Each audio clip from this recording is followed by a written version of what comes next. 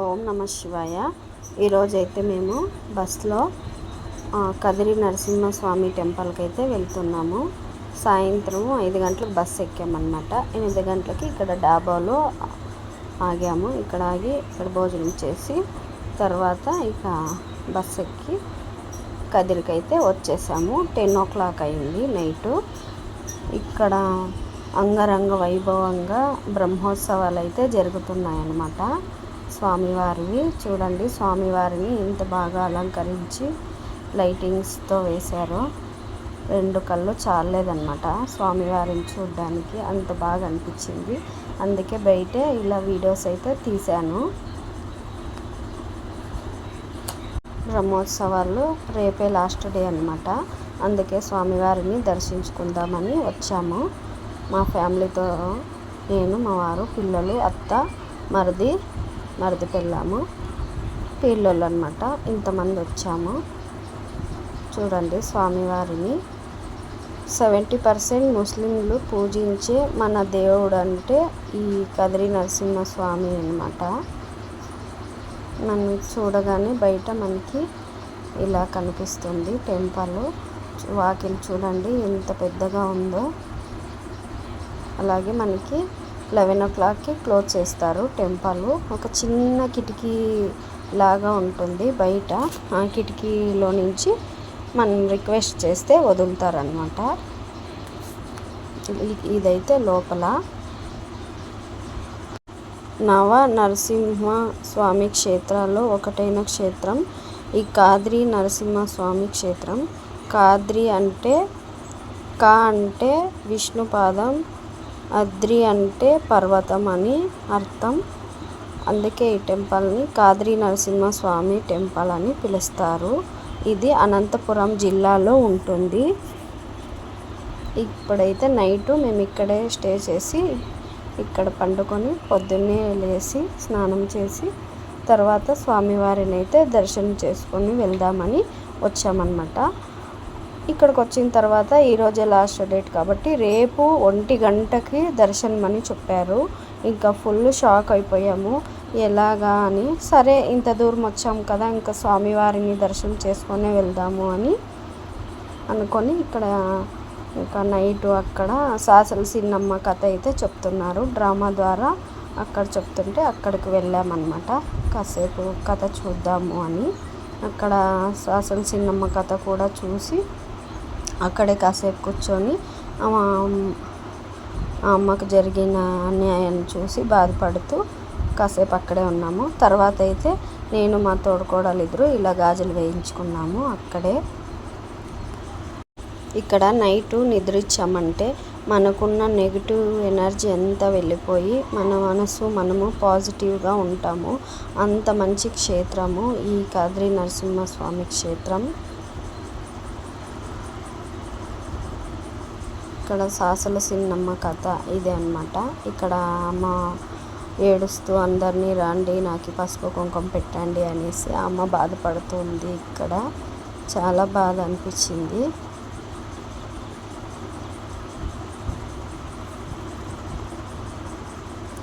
కొలిచిన వారికి కొంగు బంగారం చేసే క్షేత్రం ఈ కదిరి నరసింహస్వామి క్షేత్రం. అలాగే సాసల సిన్నమ్మ కథ ఒక 2 నిమిషాల్లో చెప్పేస్తాను. ఈ అమ్మ ఈ కదిరి నరసింహస్వామి చెల్లెలన్నమాట. ఈ స్వామివారు 7 మంది అన్న తమ్ముళ్ళు.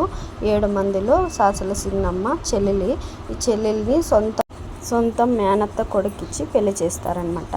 మేనత్త వాళ్ళైతే శివుని భక్తులు అనమాట. వాళ్ళు ఈ అమ్మవారిని ఓం నమ శివాయ అని అనమంటారు. కానీ అమ్మ అలా అందు నమో నారాయణాయ అని అంటూనే ఉంటుంది.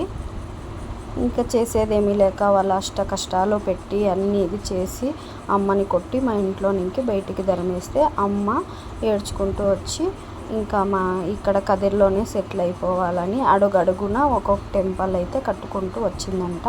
అమ్మ వాళ్ళు ఉండేదైతే అమ్మ వాడిన పసుపు కుంకుమ, అమ్మ ఎన్ని కష్టాలు పడింది అనేవన్నీ మనకి పాగోడలో ఉంటాయంట. కొండ మీద ఇలాంటి టెంపులే ఉంటుంది అని ఇక్కడ వాళ్ళు చెప్పారనమాట. అందుకే ఈ 7 రోజులు అమ్మవారి స్టోరీని చెప్తూ ఉంటారు ఇక్కడ. అలాగే మనం కోనేరులో కూడా స్నానం చేసి అక్కడ డ్రెస్ చేంజ్ చేసుకొని ఇక్కడికైతే వచ్చాము. స్వామివారిని దర్శించుకుందాము. ఈ కదిరిలో స్పెషల్ ఏమిటంటే కుంకుమ అన్నమాట. కదిరిలో చాలా స్పెషల్. ఈ కుంకుమ తీసుకొని మనం ఇంటికైతే వెళ్ళాలి. తప్పకుండా కుంకుమ అయితే తీసుకోండి. అలాగే ఇక్కడ ఒక స్వీటు, అది కూడా ఫేమస్, అది కూడా తీసుకున్నాము. తర్వాత ఇంకా 1 గంటకి దర్శనం అని చెప్పారు. 1 గంటకైతే మనము కదిరిలో స్వామివారిని దర్శించుకుందామని వచ్చేసాము. అక్కడ టిఫిన్ తినేసి బయట. అలాగే ఈ కదిరి ఎక్కడ లేని విధంగా మనము ప్రహ్లాద సమేతంగా ఆ స్వామివారిని అయితే మనం ఇక్కడ చూడొచ్చు అనమాట. మనకి హిరణ్యకశిపుని చంపిన తర్వాత శాంతి స్వరూపంలో వెలిశాడు ఈ నరసింహస్వామి. మనము ప్రహ్లాద సమేతంగా ఈ స్వామివారిని అయితే ఇక్కడ దర్శించుకోవచ్చు. అలాగే ఇక్కడ తీర్థం ఇస్తారు. ఆ తీర్థం ఇంటికి తీసుకొని వెళ్ళి మన ఇంట్లో అంతలక్క చల్లుకుంటే మన ఇంట్లో ఉన్న నెగిటివ్ ఎనర్జీ పోయి మనము మన పిల్లలు పాజిటివ్గా ఉంటాము. ఒక్కొక్క ప్యాకెట్ 50 రూపీస్ అన్నమాట. కదిరి నరసింహస్వామి టెంపుల్కి నేనైతే చాలాసార్లే వచ్చాను, కానీ ఈసారి వచ్చిందే చాలా స్పెషల్. ఎందుకంటే బ్రహ్మోత్సవాల్లో వచ్చాను కాబట్టి చాలా చాలా స్పెషల్. అలాగే ఇక్కడ కదిరి తేరు, ఆ తేరు గురించి చెప్పాలంటే మనకి ఇంకా వీడియో లెంత్ చాలా అయిపోతుంది కాబట్టి నేను షార్ట్ వీడియోలో అయితే ఆ తేరు గురించి చెప్తాను.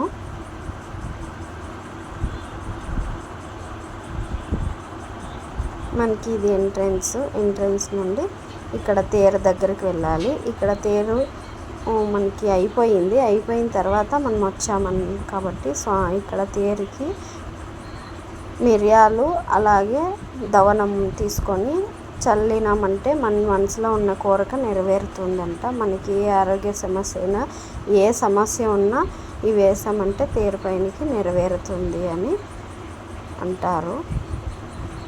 అందుకే నేను కూడా ఇలాగే చేశాను. మిరియాలు తీసుకొని దవనం తీసుకొని తేరు పైన చల్లి ఆ తేరునైతే పూజించుకున్నాను.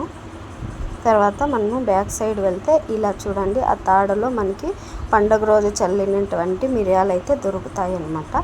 ఆ మిరియాలను ఇంటికి తీసుకొచ్చి మనము రోజు ఒక్కొక్కటి తిన్నామంటే మన ఇంట్లో మనకి ఏమున్నా ఆరోగ్య సమస్య ఏమున్నా అది తొలగిపోతుంది అని ఇక్కడ వాళ్ళ నమ్మకము, నా నమ్మకం కూడా. సబ్స్క్రైబ్.